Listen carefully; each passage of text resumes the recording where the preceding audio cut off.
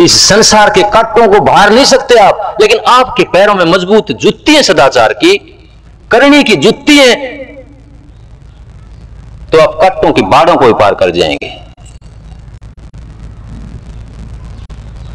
लेखा पाई पाई का खेल नहीं को बाई का। तो मेरे सदगुरु कहते थे कि जो पहली सीढ़ी शुरू होती है वो घर से, परिवार से ही शुरू होती है, माता पिता से शुरू होती है, खुद के अंदर से शुरू होती है। कहीं भटकने की जरूरत नहीं है। वो आत्मा सर्व समर्थ है, उस परमात्मा का हिस्सा है, वो उस भंडार में हिस्सा है उसका, वो पहचानना पड़ेगा हमें।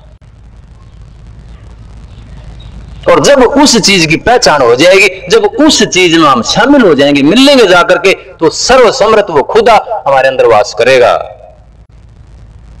और अगर ध्यान करने वाले ने भी ज्योतिषी सेवड़े में जाना पड़ गया तो धिक्कार है उस ध्यान को, उस नाम को, उस सत्संग को, क्योंकि वो खुद एक ब्राह्मण हो जाता। ब्राह्मण कौन है? ब्राह्मण वही है, ब्राह्मण सोई जो ब्रह्म पहचान है, जिसके अंदर ब्रह्म प्रकट हो जाता है, ज्योति स्वरूप ब्रह्म, वो अनंत नाद अंदर में आ जाता है, वो शब्द, वो घंटा, वो बीन का लहरा, वो राधा स्वामी धुन जब अंतर में उठती है तब जाकर के वो ब्राह्मण बनता है।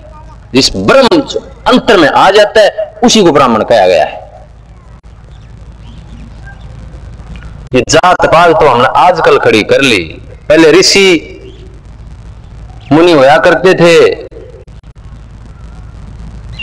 ब्राह्मण उसी को कहा जाता था।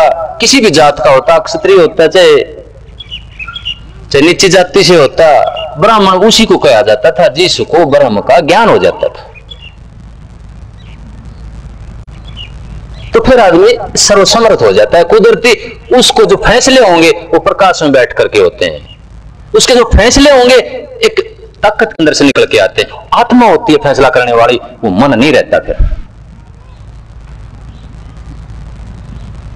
दूसरा, हम बिखरे रहते हैं, जैसा मैंने बताया कि कहीं इधर भाग रहे हैं, कभी इधर भाग रहे हैं, कभी इस चीज को धोख रहे हैं, कभी इस चीज को धोख रहे हैं।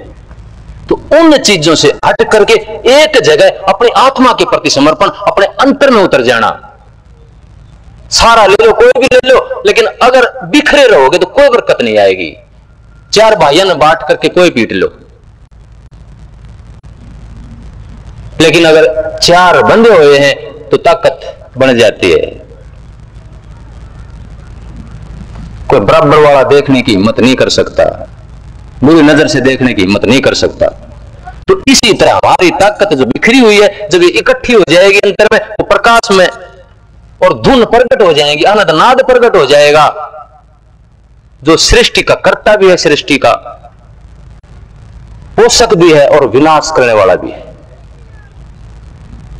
तो कुदरती उस कुल मालिक में, उस परमात्मा में, उस भंडार में साझा हो जाता है। और जिसका उस भंडार में साझा हो गया वो परम सुख का भंडार बोलते हैं उसको, आनंद का भंडार, उस परम सुख का भंडार है। जैसे गहरी निंद्रा का उदाहरण देकर के बताया आपको, उस परम सुख के भंडार में जो आपका साझा हो जाता है तो दुख अपने आप विलीन हो जाते हैं, सारी बरकत वहां कुदरती खींच के आने लग जाती है।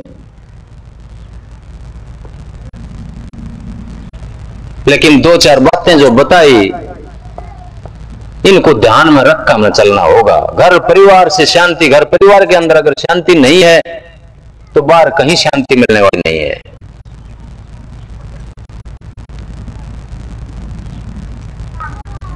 तो दो चार बातें आपको बताई। इस भाई ने शब्द गाया था कि हमारे देश का कोई हो, और वो देश कौन सा है? वो देश इन सब जो हमने लाग लगा रखी है, जो आसक्ति लगा रखी है, इनसे बाहर निकल के, जाति पाति से बाहर, ऊंच नीच से बाहर जब निकल जाते हैं तो वो देश शुरू होता है, उसकी बाउंड्री शुरू होती है।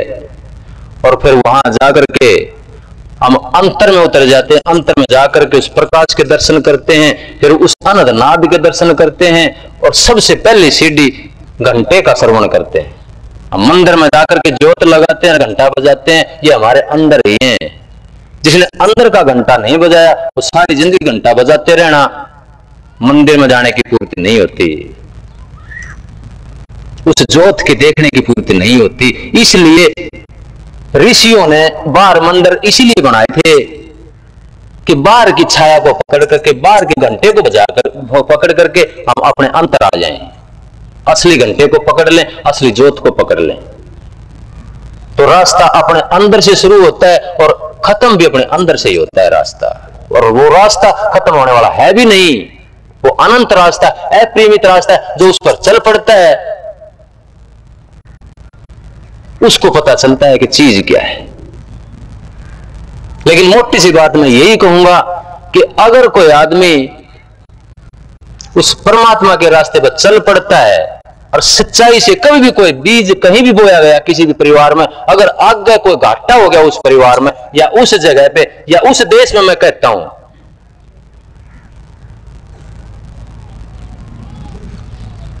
तो हो ही नहीं सकता वो।